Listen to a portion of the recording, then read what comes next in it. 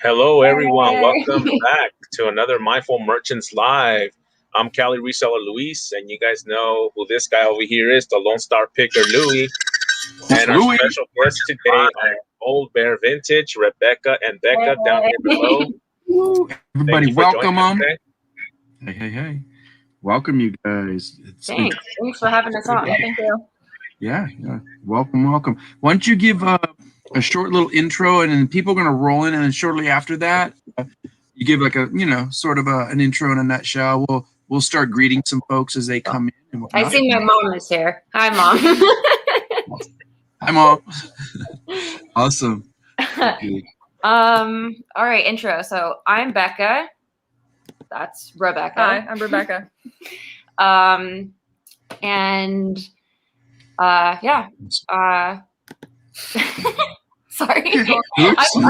I'm like, who's that? So yeah, we're Old Bear Vintage. Cool. We've been selling on eBay for almost like 3 years now. Yeah, I think so. It started as like a side thing. We both had other jobs. And then we just got hooked, and we quit our corporate jobs. We used to live in Los Angeles. So you are doing this full time. Yeah. Yeah. So this is good to know, and we're going to document this, in today's little program, so that we get some new resellers or just even the seasons are like, what? They're doing it full time? Yeah. Let's hear it. They're going to want to know all your secrets. Crack open that egg, Yeah, that's a big commitment. How was that when you guys moved from LA? And by the way, do you mind classifying like what state you're located in? Yeah. We're in Texas, so we've. What was that? I'm sorry. You're in Lone Star. We're a little bit of both of you guys, and we got LA. Yeah, they're from LA, but they're out in Texas now. So yeah. I will say that we are still Dodger fans, so. That I just gotta get that out there. Love Texas. All right, it's time to take them off, Luis. We're gonna go back to this format. Yeah, so we've been in Texas for like 2.5 years now. It was just a better place for us to start our business. Obviously, California just has a lot of taxes, and I was gonna say taxes that's good. Talk a little bit about that. People who are from other states don't necessarily get that in Texas we're spoiled because we have no income tax. We have no state tax. Income tax. No state income tax. Yeah. What were you gonna say, Rebecca? Go ahead. Just no state income tax. So we moved to Texas because we were starting completely over. We were kind of taking a huge chance, and we needed to move to a place that could allow us to take a chance without it being a super high risk situation. So you guys really did plan this out. It wasn't just haphazard. You gave conscious perspective and said, It was a little bit haphazard, okay. But also a little bit planned. Yeah, we've been talking about moving for a while because we were kind of, LA is like always my home. But we were kind of just ready for a change. And rent is a lot cheaper here. Yes and no. We'll talk about that. I guess you're right. We have more space, at least here in Austin. Oh, well, let's not go there. We're going to put you guys on pause for a second. We're going to say hello to all the folks that came in so far. We got a nice little crowd today. Oh, wow. Hello. Hey. Oh, I'm sorry. I'm the one that gets to push. I always forget because I'm on stream here. I'll let Luis do the reading on that. So as we know. Onward Bear, hello, welcome. That's me. Very good. Kathy Burns, hello. Kathy. That's my mom. The flipping sports guy, Paul. How you doing, buddy? Thanks for coming in. Regina Michelle, hello, Regina. How you doing? You guys want to see somebody with really good class and style, and she has her own little pizzazz the way she does clothing and stuff. But she sells different things, and she multiple sources of income. I think she owns a vintage booth. She has a vintage booth also, yeah. A place that, so making money online, so it's passive income, and then you got the other, it's another thing. You guys ever thought about opening a vintage booth? Yes. Okay. Right now we're gonna focus on doing like conventions and pop-ups and stuff. Nice. Okay. Good. I want to talk to you about that. Good. Yeah. Talk about the pop-ups. That's Tom Cruise. Cruise. He's got Tom great Cruise. auctions online, and Tom he's Cruise is in our chat. well. I wish, yeah. Well, Bad joke, I'm no, this guy's better than that actor Tom Cruise. This is Tom Cruise. This is the aficionado of LPs and music. He's a really great guy. Check out the options. Kathy Burns again. Hello, Ella. How you doing, Ella? I Thank you love for that. joining us. One more time. Hey, Kathy. We're happy. to have you. Shout out to Kathy. We love you. We thank you for being here. Thank you for being here. We got to have mom support. It's not, Well, it's not the same. You guys wouldn't be here if it wasn't for mom, right? Hey, Ella. Here's Ella. Oh, look at that. Mrs. Regina. Oh, we're always happy to have her. Oh, let me scroll down here. Okay. I think, Rosilla Review. Mozilla Review. Says our viewers, our ladies and gentlemen, but some of us might bring in friends. Okay. I don't know what that's about. Okay. Oh, and Jennifer is our gracious, she's our best moderator. I don't know if you guys remember seeing her in the past in live chats and YouTube. She will always post your link for you. She is, we just got to show her some she's love. awesome. She Hello, is Jennifer. super fascinating. Good to We see you. haven't really been active on YouTube lately. We're mostly on Instagram, so. Okay. Just Well, that's an interesting conscious decision, and we'll talk about that because YouTube, we usually talk about it, but we talk about the two different things here. One is us being resellers, and the other is being a content creator, but it doesn't have to be strictly YouTube because YouTube can suck the life out of you in terms of just like logistics and scheduling, and Time consuming. it can be very time consuming. But I know you've posted several. Yeah. And I remember when you guys did it, I was excited. I was like, y'all are good, and they were fun. And I loved your knowledge on it. You were just, you guys were excited to talk about, what you're doing. So, question. Here we go. So why is our YouTube channel coming? Okay. So it is on Word Bear. That was what we chose for our YouTube because we weren't sure when we first started it if we were just going to focus on our vintage stuff. In our head, we're like, we would love to travel and we were like, let's just kind of have a more neutral, more neutral. It's a hard one when you're coming up with the names, because you want to say, how do I brand myself? And it's only going to be vintage later in the future, especially if you're going to be content creators and you get your hours. And then once you get some followers, they're going to be like, what is my audience? Who am I speaking to? And what am I? Those are those things that you pondered here and there? I mean, back in the day, I know you guys put it on the pause. It's on the back burner right now. But. Sure. I think for us, we got started right as COVID started, right as the lockdown. I remember that. And so we were locked in our house, and I think we had a lot of free time to create content. And then we were getting excited about it, but I think what happened ultimately was we Texas opened up pretty quickly. Yeah. And so we were like, oh my gosh, we still have at least in terms of sourcing, you can get out there and find ways to source. Yeah. Yeah. So we realized that we had maybe bitten off a little bit too much. We needed to develop the business side of our business first and have that steady source of income coming in. And then, then we could slowly focus more on YouTube and content creation and Instagram and the other things. So I think when we first started, we just wanted to have fun. We just wanted to, I don't know if we were thinking this is exactly who we want to make videos for. Sure. I think we were just let's have fun and let's, and I know Becca, she's a lot more social than I am. She was like, I just want to have 800 best friends, which she did, I think, almost immediately. She was just making all these friends. But I was like, but ourselves, we should also focus on ourselves. I like that. So let's talk about this. There's two of you in terms of your business, correct? Mm-hmm. So you both make these decisions, or you bounce them off each other, and you kind of go, okay, this is how we're going to do it, or oh no, that works. This doesn't work, or you can always change up your business model. But when you guys first started, so when did it really? Was it shortly after COVID? You realized this is more important, because I think it's a really challenging thing for people that are. I hate that term, resellers, but just say you're an entrepreneur, because you may choose to do business in a different way or a different fashion in the future, depending on what technology brings for us, or maybe there's something else you want to do with business. You may want to buy vending machines that sell this or something, who knows, whatever you're doing. But like to make that conscious decision to say priority first, when did that settle in for you?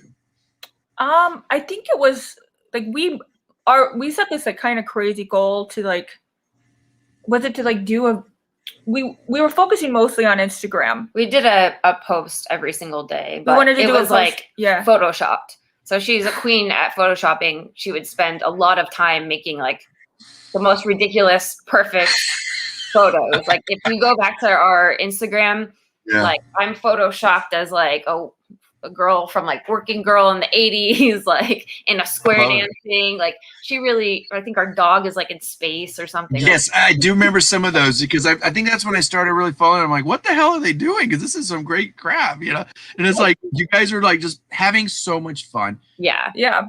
But there's this like I think it's important you do that because that can set your voice in terms of your perspective of like, this is kind of what we are, doing, we're fun, cool, kitschy, it could be eclectic or whatever, but that you have a voice, I think is so important because, if you're out there doing your reselling and it's just mechanical, I'm selling. Yeah. Why are you doing it? It's we always ask that kind of question. So why do you do what you're doing? And what I'm going to ask, is it only strictly vintage clothing right now, or do you have other?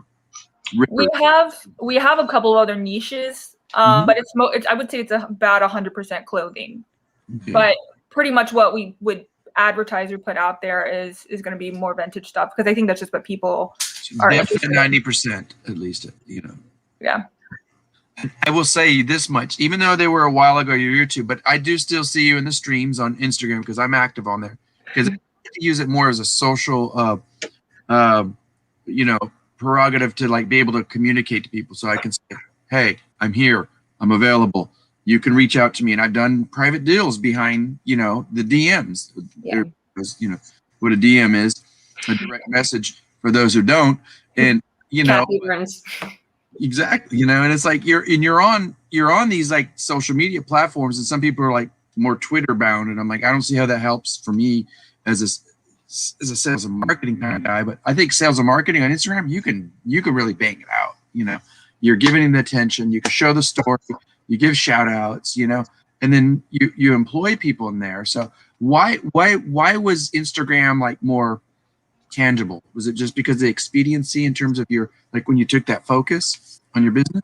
Well, I'll be honest with you. I was a professional. I worked in post-production. Mm-hmm. I worked in editing. And so for me, doing all the editing on YouTube felt like I was going back to my other job. And it was hard for me to kind of separate the stress that I felt in my other job.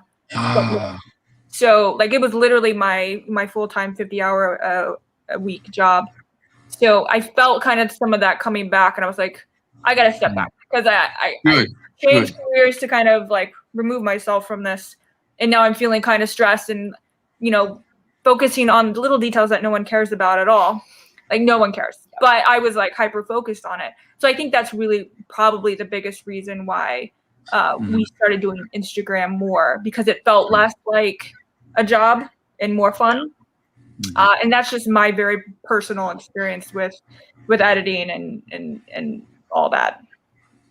Although I will say, the few you have on there are, I think they're just simply perfect. Like you did do some like, I could see where you did your edits are, fine and good. I can't edit. I'm not a really good, ask anybody. I'm more of a live person, So that was going to be leading me to my other question. Rebecca or Becca can answer this or both. Have you guys thought about slowly, maybe just making your appearance back on YouTube, but maybe just like a live, like a 30-minute, like, hey, we're still here. We just want to say hi to you guys. Do a little live, by the way, and do like a show and tell, Yeah. Maybe like people that you like or something, Yeah, I would totally be down for something like that. I think honestly, we just got really caught up in building our business again. Like we got like I just felt like we got into a really good groove and we kind of forgot. And it was one of those things where like 10 months passed and we were like, oh, wow. Like we have another. It went fast, didn't it? Didn't it go fast? It was really, really weird. This past year has just felt so bizarre. you got your mojo, and that's good that you guys set priorities, you know, because like you did admit earlier that you said you guys left California, you came to Texas, correct? But you both left your jobs there, you know? How did you guys meet? We met, we were pages at CBS together. Nice. If that means anything to anyone. Yeah, I know. Yeah, no. That's actually an important job, but maybe it's not. But we made sure everybody got to the bathroom safely. We made sure everyone spit out their gum. It was very, very important. Oh, we did write the name tags for The Price is Right. Yeah. And we're in the back clapping. It's very important. That's where we got our start. Yeah. Most excellent. I do remember the pages for CBS, but in New York when I went to go. And there's I tell you what, they couldn't do shit. They couldn't do shit that show without the pages and stuff. I'm sorry, you were going to say you were saying something. I didn't mean to cut you off. Oh no. Yeah, I was just saying we actually met, like the first time we met was backstage at The Price is Right, which is kind of just like a fun, you know. Who was the more serious one, and who was the one that was goofing off more? Oh. I think even the people that don't know us, I feel like you can like just tell. I look at Rebecca just scratching her hair. She's just getting it off, whatever. But Luis, you had a question. Was it about their name or something? I don't remember. Yeah, how did you guys come up about your guys' name? Old Bear Vintage? Yeah, how did that come about? Oh man, we were trying so hard to be cool. There's so many cool vintage sellers, and we were just like, oh man.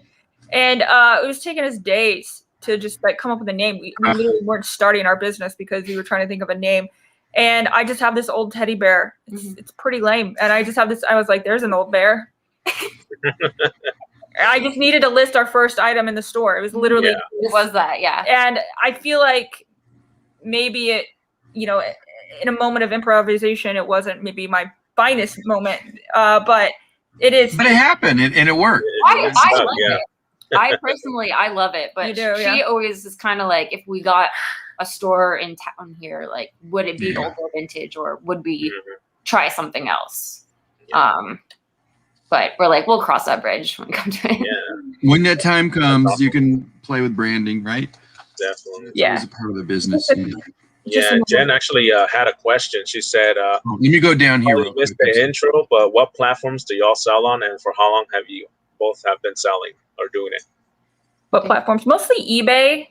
I would say eBay is a significant portion of our business. We have a couple stores on eBay. Okay. We also do Poshmark.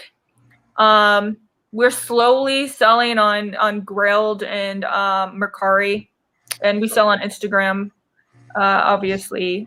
I mean, we pretty much hit up most of them, but significantly we sell on eBay, which I think a lot of people are surprised by, like when we tell them.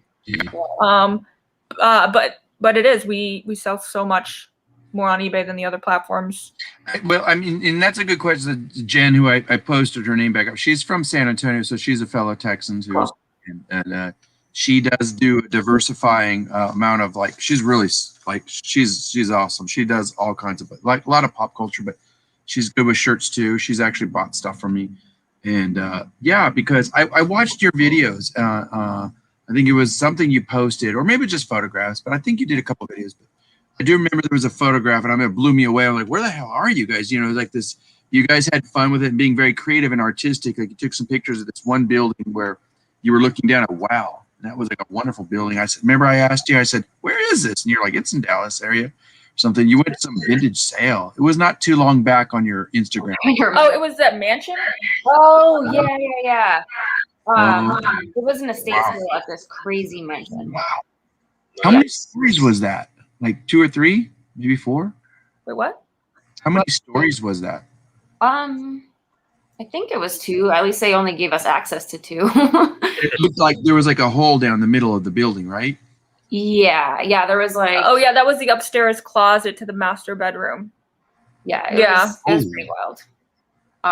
Those people were injury lawyers, the ones that like advertise on TV. So if you want a giant walk-in closet, put up a billboard and represent some people who are getting hit by trucks or something. I don't know. Yep, and they go, we made $500 million this year for our clients. Yeah, those guys. Yeah, it goes to them. No, they get a third. I think they get a third. It's a lot. We need lawyers in our business, so we have to respect our lawyers, and so it's like. And we will gladly buy old vintage clothes from rich people. So, what did you find there that was so fun? What did you guys find? Do you remember? Did we get anything? I don't even. I think we missed most of the good stuff because we went on day 2, honestly. Yeah. Which happens a lot. You know, you don't go. Pretty much everything goes in the first like 10 minutes. So, but it was just fun. I think it's fun to just tour the houses and kind of see. I will say the best estate sale that we ever went to was that like one video that we made on YouTube. It was just insane. Yeah. Like we got how many items? I don't Is that the one where you had all that pile of clothes? Yeah, we got hundreds of items, and I mean, we made our money back in like 2 days, and a year later, we're still making money from it. Like, that's just it. I'm sorry. Go ahead, Luis. No, I said that's awesome. That's what it's about. You know, buying stuff to resell and then just keep making that profit. And if they still have stuff that, you know, what they buy, they're still making profit. That's an even bread better and butter. Just keep coming in. That's the bread and butter. Yeah, for sure. And that's the thing about what we do is like we have to. I know it sounds so cheesy, cliche, but like buy, low, sell high. But but what you guys do is you have a specific niche, and I know because I do a lot of vintage, and I like. I'm a T-shirt kind of hound, but like, what is the most unique vintage T-shirt, whether it's a concert or not or something? Vintage T-shirt. What was the most expensive one, and what was the most unique one that you guys liked, whether it was worth anything or not? The most expensive one. I remember we sold this one in LA to someone. We sell a lot of our expensive stuff to Japan. I'm trying to remember this one. It was like a smiley face. Or no, that was Remember we were in LA. We sold something. It was like the first big one that we sold.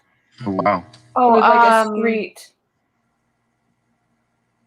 We don't know, so this is a boring story. But we'll describe other items. A lot of times, like we'll sell vintage like champion jerseys to Japan for a few hundred. So how do you work that if you're on eBay? Do you do like the global shipping thing and it just has Japanese buyer, or do you actually have like the click on you put Japan, or do you leave it just global? We're part of the global shipping program. At this point it seems like it has the most protections for us, so we like that one. I agree with you. So let's talk about some business strategies. So since although I did put by the way, ladies and gentlemen, everybody in the live, thank you. Shout out to everybody in the live today. Thank you for being here. This is Rebecca and Becca, and their links down below I put was both their YouTube. They're taking a little hiatus. We're going to give them a little challenge and an encouragement to maybe come back and just say, hey, we're still here, but we're busy as hell. And their Instagram, go follow them. And also, if you guys, they have a link tree, so that way they can come back and maybe take time to go shopping and see how you guys do your business. But I noticed you do have on your link tree, I think you did put your Poshmark and whatnot, and so it's all there. And Luis is stepping out. Do you still use the pizza backdrop? We don't. We graduated from the pizza. Graduated. Yeah. It was our freshman year college to wood. Yeah. Okay. Because the first videos, I was like, I loved it. I thought it was kind of cool. It was honestly just really, I liked it too, but the color corrector in me was having trouble getting the color proper for the clothing. There's that editor. Yeah. Yeah. Everything was yellow. Yeah. But I mean, you know what? When you're first starting out, you can do what the heck you want. You have fun. Yeah. Did you use Depop at first? Yeah, we did. And our sales were terrible. Got no, and we sold like 3 things. Low ballers, right? Low ballers. And within the first 6 months, we had sold nothing. And like 6 months after we sold this item, this girl left us 1 negative feedback because she was like, there was a hole in the sweater. So for 6 months of selling, we had 1 negative feedback. So we had 0% positive. And we how do you do it? Yeah, you have to start all over, pretty much. Yeah. So we just ended it. We were very dramatic. We were no. That's good. No. I love that because there's the personality aspect. It's like, just be dramatic. I'm like, screw this, But at the same time, I will say, I'm glad you're talking about this because I don't like to downplay any particular platform, but I like to be honest. And so we're resellers. What do we need to talk about? Strategies. And I will say I have not listed anything since last year on my Depop, and I have more sales than I do like things listed. It is, but I got tired of it. Like you guys said, there's a lot of negative input, people that just lowball you, or they'll hound you for photos and things and information. Then they ghost. Then they're like, that was the thing too, is Depop only allows like 4 photos, and we're very, very thorough. We take measurements of everything, every little blemish. Like we try to be 100% upfront. And like we couldn't really show anything in Depop, so we're like, it made us like anxious about it, just most definitely. Luis, did I miss any questions? I'm sorry. Yeah, there's a few hustling hooks. How you guys doing? Oh, hi. There they are. I knew I was going to say. Those were like our first. Those were like our first friends in the reselling community. I was going to say is when I went back, I saw them. They responded to a lot of your videos. Yeah, and now they're like super famous. Yeah, we've had them on our show too, so they've been on with us. They're awesome. It's so awesome. Like we've Here's one of the questions. If one of you want to answer that. So virtual assistants, we did hire a virtual assistant to like share our Poshmark closet, but then, is that really hiring though? Yeah, I guess it's not really hiring, but then, recently we've been using, what's it called? I don't know. That's all you. Oh, the cross list. Becca, are you talking about the cross listing thing? Well, we do. We have List Perfectly, and we also have List software that shares our Poshmark closet. And I know sometimes people are like upset by that, but we just don't have the time to. It's just so ridiculous. Like, I mean, we think it's ridiculous in general that you have to share on Poshmark. Like, that's what we love about eBay. We throw it up. I'm glad you're talking about that too, because I don't know if it's a dude thing or what, but I'm like, I don't have time for that. Yeah. It's another social network. So I'm like, I'm not here to party and, get along and share my closet and stuff. If anything, I want to keep things in the closet and just hide it. And it's like, but it's like, no, because on eBay, it's direct, it's here. And now they've done a little bit better for the sellers. Wouldn't you agree? Like in the last 5-10 years, I don't know how they've been selling. Yeah. But for sure. I will say though, the one thing that we really like about Poshmark is that if the item doesn't fit, then they can't return it, because we do get since we've wait, why are you shaking your head? I'm shaking my head with what you're about to say. Okay, go ahead. No, you continue talking, and then I can actively disagree with you. What are the? What were you gonna say? No, I'll save it for after. It's a fun question, but I'm just waiting for you to finish talking. Okay. What's our return rate on eBay? It's very low. It's very, very low. I can't give you the exact number, but it's actually pretty low. And I think part of that is from all the pictures we take. It's very purposeful, is to keep that return rate fairly low, because we do offer free returns. Awesome. Yeah. But yeah, with Poshmark, they've been ruling in our favor for stuff that doesn't. We've had maybe 2 returns on Poshmark. Yeah, but it's been nice to like not have to worry about maybe 2 total in the 2 years we've been selling. Like maybe 2 total returns on Poshmark. So you do still list occasionally, but like you said, your main focus is eBay. It sounds like. It also depends on the item. So if an item is like, for instance, if we picked up some Lululemon, we're probably gonna post that on Poshmark, because that's the market for it. Knowing your niche, knowing your audience or your customer, more like, Yeah. And we do like having our Old Bear Vintage eBay page being mostly vintage, almost 100% vintage. So if we have people don't believe this, but people follow people on eBay. I've seen eBay pages where they have like 1,000 followers. Yeah, some of it they may be celebrity, but it's because they want to know, where can I find this product? There you are. You have it. What is the best vintage stuff that sells for you? I would say we sell a lot of sweaters and sweatshirts. I would say our specialty is loud, bright sweaters. Yep. A lot of people don't pick them up because it's hot. But honestly, if you look at what we just recently listed, it's 95 degrees out here. We just listed like 30 sweaters. Like, it's what we love. It's what we're passionate about. It's what we like to sell. It will sell. Yeah. We sell a lot to people in colder climates. We sell to other boutique stores in like New York and LA. We sell to film sets. We sell to a lot of people.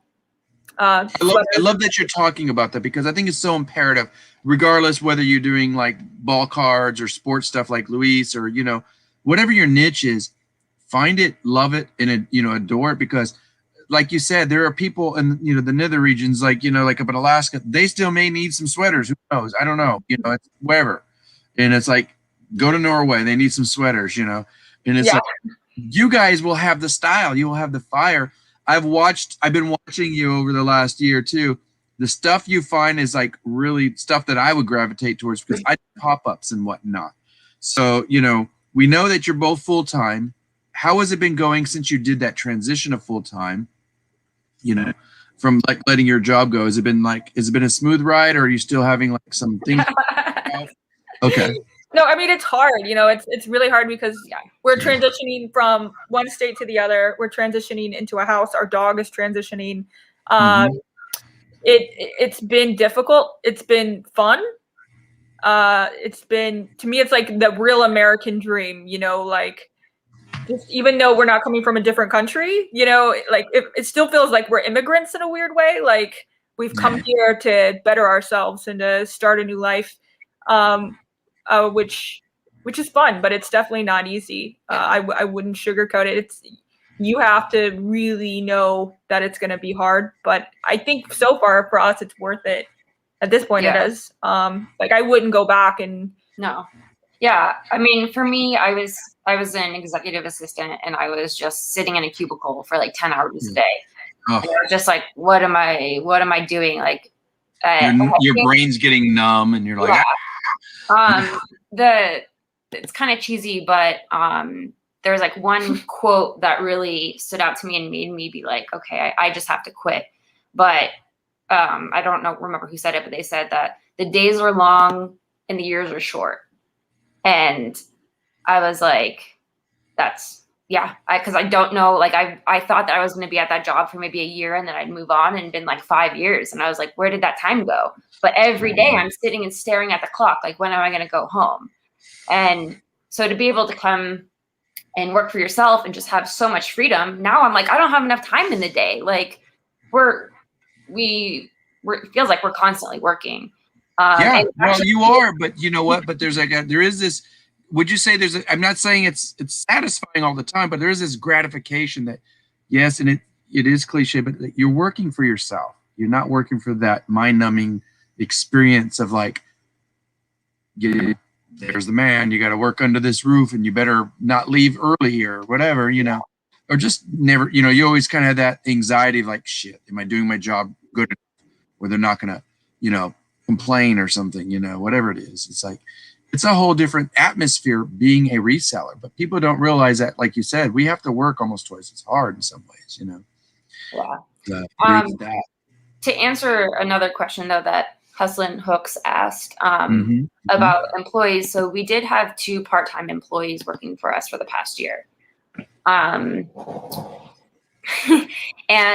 so that was an adjustment as well. It was kind of interesting for us to, like, we almost realized that we weren't doing as much work. Like, we could have been working more, but we're like, oh, that person is going to handle it. And it was kind of this interesting, like, we had to figure out how we could really make the best use of our time throughout the day. Time management and the dynamic that you're talking about is just like so imperative. It's like, can we talk about something that, you know, it's not to go personal or anything, but like, so there's 2 of you guys are kind of working as a power team in a way, right?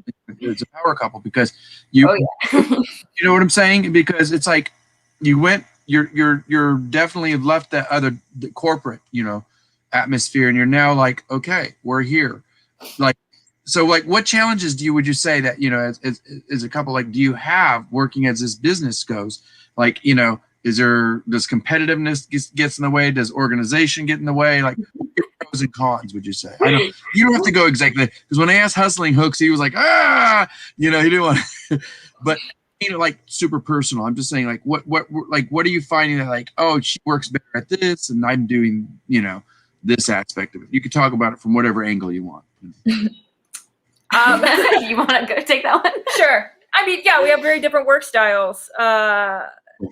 That's a good way to put it. We have very different work styles, and so I can be like very like by the book and let's get stuff done. And Becca's like, I don't know, we should meet more people on Instagram and hang out. And I'm like, or we could list a lot of stuff today. Yeah. You know? Yeah. I think that's probably the biggest difference in styles but we've been experiencing that since we worked at CBS's Pages, you know, where I'm like, I think that woman, we should stop that woman. She looks like she's gonna, you know, be trouble for us. And you're like talking to actors and you know, just like what's going on. But I think that's part of what makes it fun as well, because without me, she's all silly, and without her, I'm all business. And so that's a good little dose of balance, because you can kind of go, okay, all right, you know, and she's probably like, just chill out. She's not going to kill us, you know, that lady or whatever, you know. Yeah. But at the same time, it's like you got to learn to.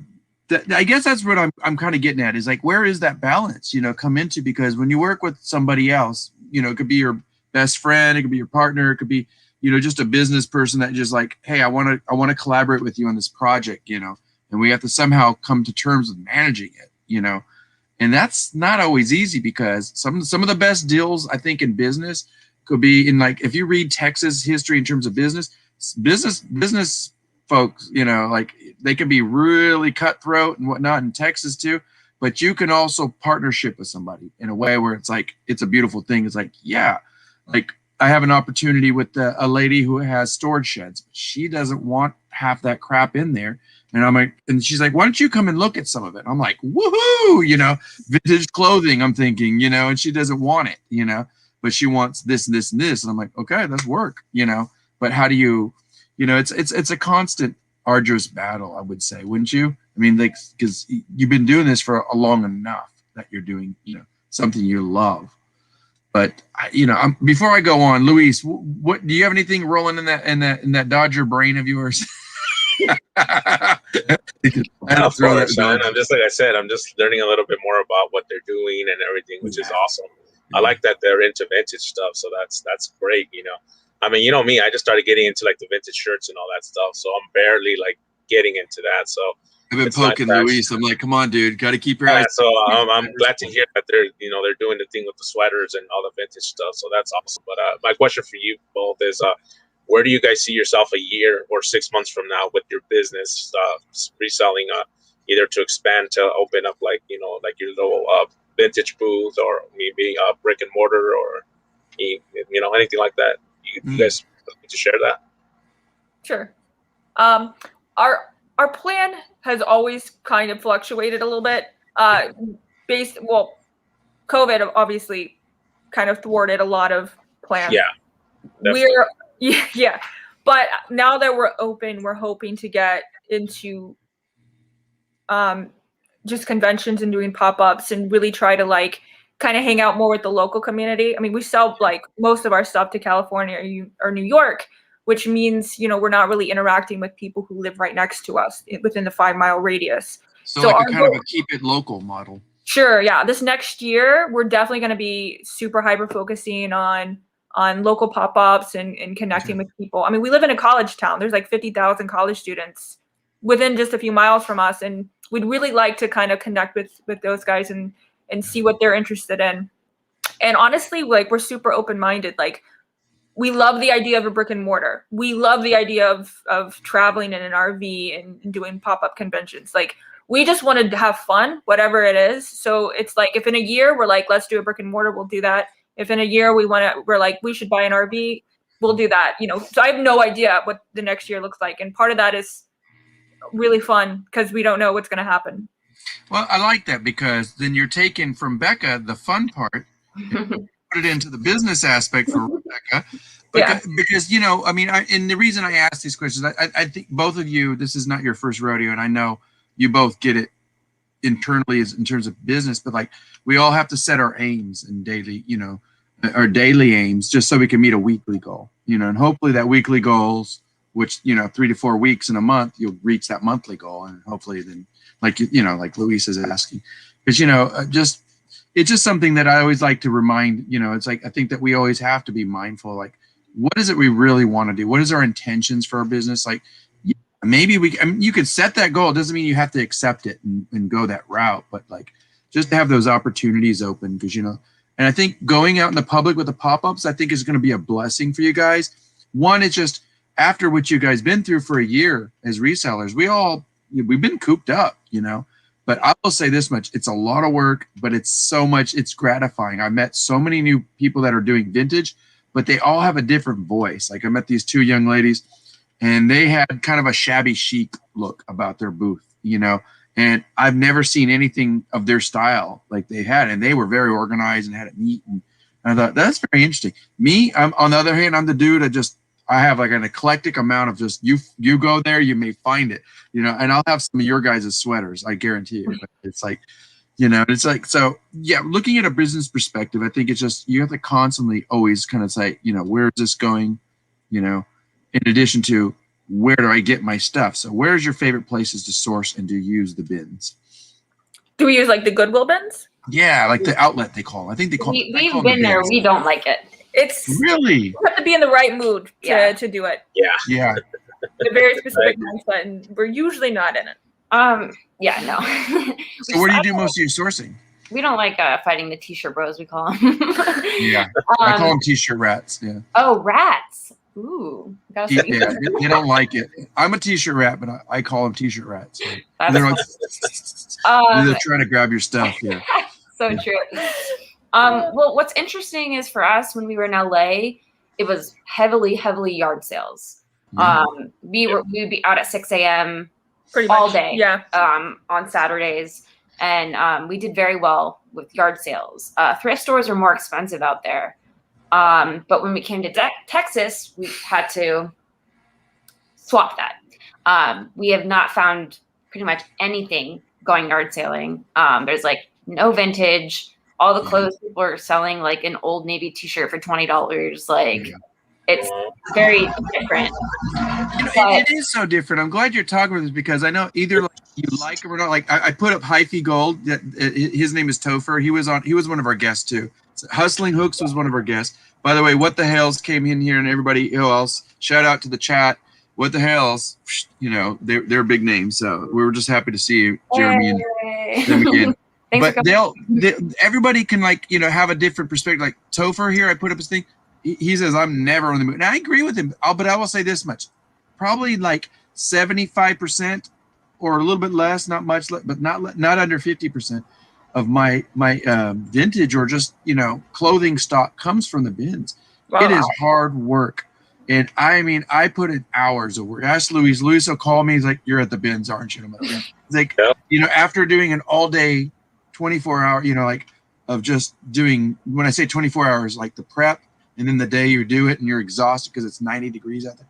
And then, you know, sourcing could be like, I'm thinking of you guys driving around LA, you know, I mean, that takes a lot of time and gas. So like, and that takes away from your time of listing. So like, have you thought about how to source more efficiently and effectively? Or like, you know, I'm not saying I'm not making an argument for the bins, you know, I'm just saying, you know, like, do you do auctions online? Do you have other ways you like to do things? Well, we have a couple of secret spots.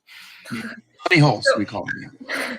Yeah. We have some good spots. It's fairly efficient, honestly, at this point. Good. But mostly just not yard sales here, and we just haven't really had much luck at the Goodwill bins, which is why we don't go. Typically, when we go, we pick up weird stuff. Like this one time, we bought like 100 yoga blocks, which was fun. But then it's like now we have 100 yoga blocks. What do I do with them? You know, what do we do with that? I sold them to my gym. She sold them to her. I was gonna say, there you go. See, but you got to be creative like that. You know, like you could Facebook Marketplace. Hey, looking for yoga groups that need some, you know, blocks. You know, it's like, but that's just it because there's the randomness. I think the reason I keep gravitating towards talking about the bins because then I want to go into pop-ups a little bit, and if you guys have any questions, because have you done pop-ups by the way? No, we have our first one June 26th in Arlington. We're doing the DFW Thrift Convention put on by J&J's Vintage. I heard of this. Yes, I actually thought about vending there. That's very interesting. So we'll have to keep in touch and maybe one day get you guys to look at and explore other places because that's diversifying your income, you know. Yeah, and it's quick cash flow too. It's cash flow. I'm sorry. Go ahead.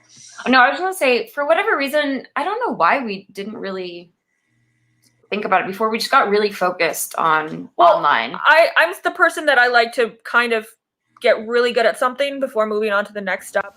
And so for me, I was like, I want to become a machine at eBay and listing online.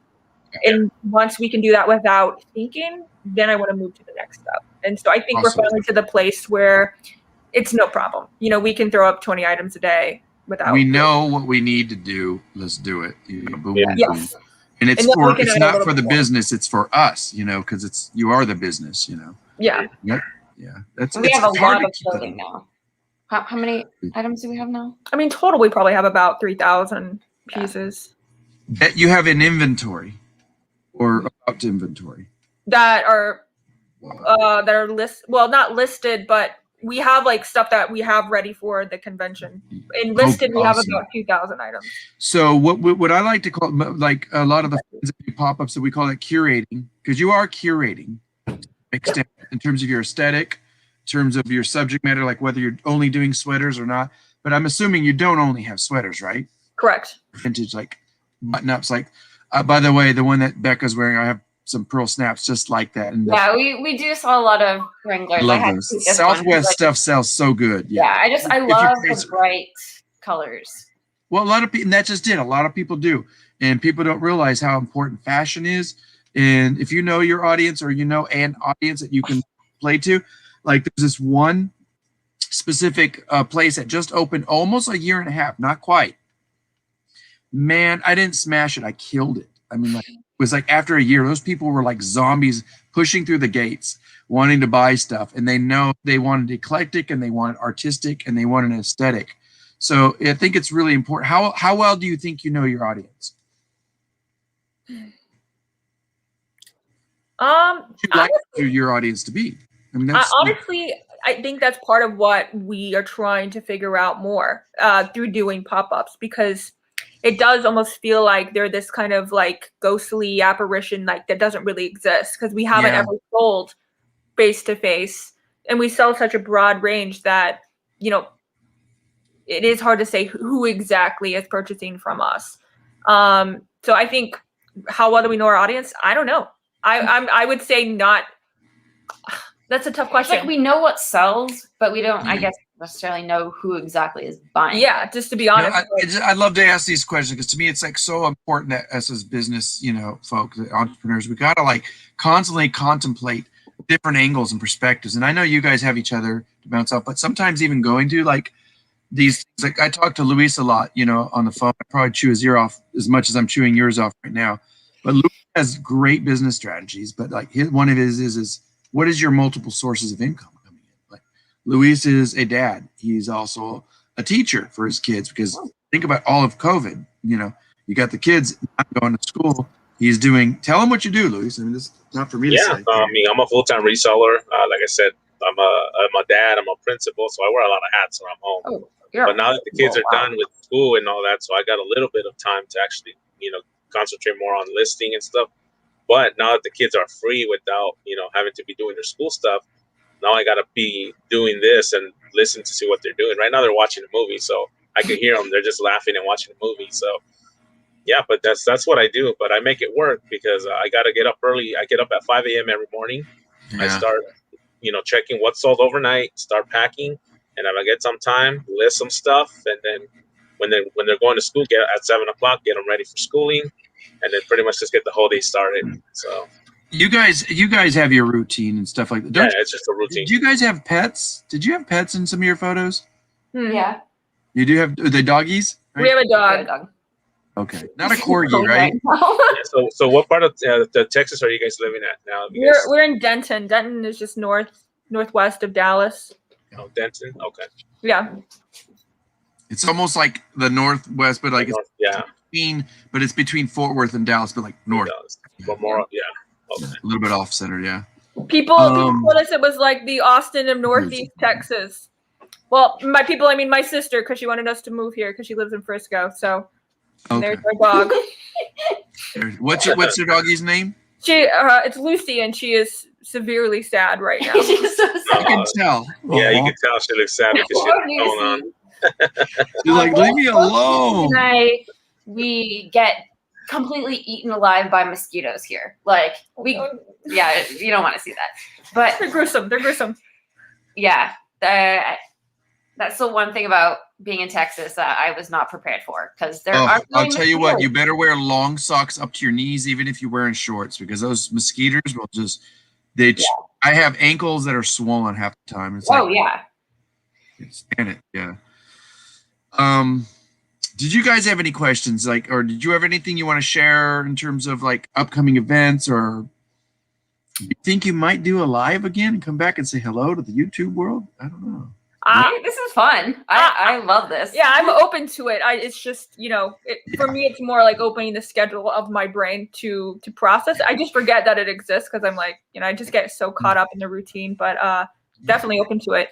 I mean, because Becca seems to not mind it as much. I mean, oh yeah, she loves it. Yeah, I love chatting with people. She just, that's a fun thing, is like one of you can not have to be there all the time. Yeah. And you can do. I was gonna say is like I would go ahead. Oh, there you go. Yeah, this is my new shirt that I got from the what was it? The DFW. We went to the DFW swap meet and we got it from there. Yeah. Oh my god, I'm gonna be coming up your way. I hope you guys don't mind. I'd love to hook up with you guys. Just and maybe go sourcing one day, because I know you guys have heck of, or if Topher's still in there, he'll say hella. Oh, there's our buddy here. He's another fellow Texan. We haven't seen him in a while. Look who's here. Hey, Simon. We got to get Simon back, and we're gonna interview him. He's a good guy too. He's one that took a little bit of a hiatus of doing YouTube, and I will be honest, I'm in a weird way kind of doing a hiatus, except for my lives. It is arduous. So I'm just making an observation. I'm not criticizing you guys, but I will say we love your personalities. We've seen you. You're still active in Instagram. You guys, everybody shout out in the live, but you guys follow them. This is Rebecca and Becca, our Old Bear Vintage. Their links are down below. We appreciate it. We're just going to stay on a little longer if you can. We're getting close to the hour mark, and we want to respect you, but I also want to respect Luis because he gets busy too. If you know anything about me, I rather just chat with you than list. So, well, did you know there's these things that people do is called listing lives. Oh, yeah, there is these things where that I would like to see both of you, because I can see Rebecca going, okay, shut up, we need to, and do it maybe. I think that if she had one day, like from like a work day, 9 to 5, you could probably take photos of and list 50 items. Wow. Yeah. 50? Yeah. In a whole. I think you could. Probably She's more. a machine. Probably, more. No, probably more than that. See, that's what she's saying. More. Wow. Like if you set me up for a challenge, I couldn't do it every day. But if there was a challenge involved, it would be a very high number. I'll tell you what, the challenges do really, really good. And if you guys want information or ideas, I'll go, oh yeah, look at this person. They often will do this like one time. So like I was gonna say, even if you come on once a month for just to kind of dip your toes back into it, 30 minutes, whatever. You say, hey, or you want to do an hour listing, say an hour listing, how many we can list. My challenge is, but make it where it's fun and functional, so you both, because people think YouTube's strictly for entertaining. No. It could be educational, and we can do it like where we're doing something where you're creating camaraderie. And but the nice thing about it, if both of you were there doing it, one could do more of the interaction a little bit, and the other's gonna be like, okay, hand me that thing. Okay, boom, where you're talking to somebody, and oh yeah, I don't know about that. And people will ask questions. They're like, well, how do you sell that? Why do you sell? I don't understand that. Like, what does that sell best for? Or, whatever. They'll ask you millions of questions. So it's awesome how many people showed up today. Thank you guys. Like, we didn't know, we knew you guys had. We temporarily lost them. You guys can come back. No, I'm put on the big screen. There's Luis. Luis, I have a question to ask you now. Go ahead. Let's see if they get to come back. Oh, here they come. Yeah, I think she must have hit. It's okay. Yeah, sorry. That's my bad. No, it's okay. We were trying to go to the YouTube to see all the comments. Yeah. Okay. But yeah, I was just saying, like, it's awesome. Thank you guys for people don't usually get a lot of blessings. No, we're happy. We try to reach out to everybody in the community and whatnot. Yeah, I think you guys are amazing because it's hard, just to see resellers work hard, and we all go through our own, gamut of emotions and arduous challenges and social, anxieties of like last year we went through, there's all, let alone whatever else there's out there for us to deal with. But I think you guys are amazing. You guys are really superb resellers. I know you have a voice and things to say. I'm giving you a polite invite, like saying, come back. You don't have to come back all the time. Maybe you'll skip a month, who knows, but you can come back and just stay on for 30 minutes and talk and say, hey, this is what we've been doing. This is what we're going to be doing.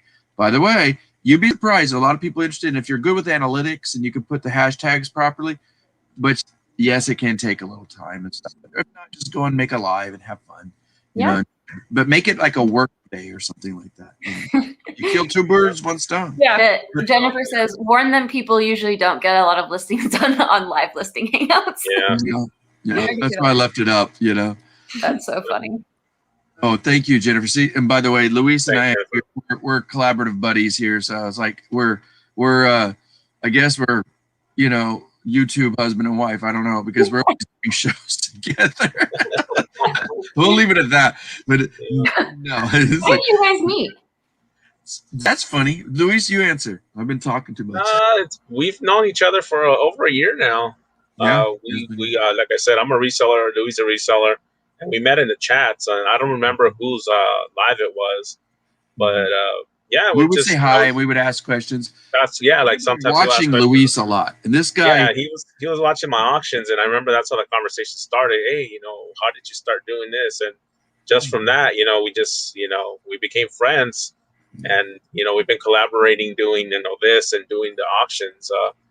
It's just like a mutual respect, because I will say I noticed a lot of people weren't paying attention to him.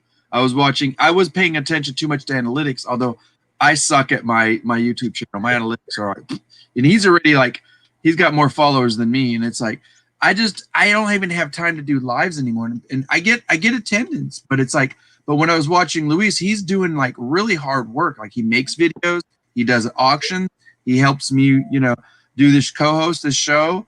And it's really, as a reseller, I'm watching him do all this stuff, and he's a family guy. It's like, how do you do it all? That to me impressed me. I thought that's a real reseller. That's somebody who's really, and you're a Dodgers fan? What? Yeah. It's been a rough few days. I know. Well, just that one game, I guess, but no comment. Against the Rangers of all. I know. That's why I said no comment. But you guys, I appreciate you. Well, maybe in the future, who knows? It could be later this year, maybe next year or something. We'd love to have you back, and you're always welcome. Yeah, thank you. We'll come down to Austin when it cools down. I was gonna say wait till it cools down, because that'll be probably fall. Yeah, maybe I'll show you the bins, but I'll show you the ins and outs, and I guarantee you, I find great ugly sweaters that are cool. I mean, I don't know. I show you the one I found today. I'll put it in the picture. It was, that brand called Zara. They were actually expensive. Zara. Some of them could be limited edition. Zara. Look up Zara. Named the brand. I had a sweater that was just like a Monet. It was crazy. That's cool. Yeah. So awesome. Get what you guys are doing. I wish you much luck. Keep a strategy on the pop-ups, but don't judge it by the pop-up you went to. Try others and try venues. You might, there's some fun, really cool ones. I'm going to one this weekend. It's going to have a DJ, and that's what my booth fee is going towards, is to pay the DJ. And I'm like, do that, for 5-6 hours, I'll listen to music and sell, whatever. Yeah, we want to know what the cool pop-ups are. So if anybody wants to message us, and tell us which ones to go to. We're willing to travel anywhere. If you are in a cooler climate, during the summer, definitely that. You're like at a cool hotel, so when you get back, you're like, I would say kind of gauge it, maybe wait a little bit towards when August is ending. Then it'll be hot still in September. Texas, hot all the time. Yeah. But we will definitely be doing a Christmas pop-up, because I think we have about 400 ugly Christmas sweaters. Well, 500. You guys will kill it. You guys will kill it. We have so many. Yeah. So that's our goal for this Christmas for sure. And you know what? You've done this curation already. That's what I want to talk to you a little bit about. Like, think about your curating style as a reseller. You know what it is. Get a notebook and keep a journal. Both of you guys share a journal together where you can read each other's notes. Maybe like, okay, you get the left page, I get the right page. Keep notes and say, quit doodling. You know, give me some information. You know, or just put like, you know, like this is our audience. This is who I like to see our audience. It's almost like projecting, you know, out in the universe. It's like I guarantee you can draw like, you know, positivity, and you can get some really focused, you know, ideas and stuff. And then you know what? I guarantee you, the more you do pop-ups, the more people you meet and network. That's where my opportunities come in. You know, it's really it's hard for us because we gotta maintain this weird thing. Because I'm kind of a private guy. I asked Louis. I'm like, if I can hermit, I will. But here I'm doing this show, and it gets me out of my shell. And I love it. I do love to meet people because I like to talk about the reselling. You know, we work our butts off, all of us. You know, I know you guys do. And I see the work you do on Instagram. So you obviously enjoy it. Keep working hard. I hope to meet you guys one day. We're talking about doing a Texas reseller meetup. So maybe you guys may want to come down today for an Austin. That's like awesome. that. Jen that was in here, we're gonna probably meet her, get her to come to Austin or something. I don't know. Maybe it's a middle ground for y'all. Yeah. We're down. We wish you much luck. Luis, do you want to close us out here? I'm just gonna say, everybody, thank you. Shout out in the chat, the live chat. Thank you for watching. Elevate. Yeah. Well, you girls can go first. I'll close this out if you want. You guys want to promote anything? Say anything else before we end this? I will say we are very bad at selling ourselves. That is something that I'm trying to work on currently. They're awesome. Follow them. Like and follow them. We want to get you up to 100 on YouTube by the end of this year. You can do it. I know you can. If I have to have you on again this year, we will. Okay. Okay. I was just gonna promote the show Mayor of Easttown. I think it's just a solid drama with Kate Winslet. Kate Winslet's in that? It's very good. It's a lot of fun. So that's what I'm gonna promote today. Yeah. It's, you know, and sweaters. Ugly Christmas sweaters. You guys need. They don't just have average ones. They have the bomb hangers, but they actually are very unique in their aesthetic and their taste. They're great curations. There's been a lot of people that showed up here from both our auction community and the YouTube community, Instagram community, and just people that are just popping up and ready to see what are you guys about, you know? But some of them, they already wrote us. They go, I think I remember them, and I'm like, don't forget them. They're still on Instagram. So definitely follow us on Instagram. We're gonna show them some love, like and subscribe. You guys, thank you for being here. Luis, close us out, bro. Yeah, I just want to thank Becca and Rebecca for joining us today. If, like they say, make sure you guys check out their Instagram, subscribe to their Instagram and to their YouTube channel. And also just want to thank everyone in the chat that joined us as well. Thank you guys for joining us every week. And don't forget, tomorrow night we have our Tuesday night live auction on my channel, myself and the Lone Star Picker Louie here at 6 p.m. Pacific, 9 p.m. Eastern. So definitely check us out. And like I said, thank you guys. Have a blessed day, and you know, continue to be nice to each other. And let's continue growing this community in a positive way. Yeah. Thank you guys for having us. Thank you guys. Take care.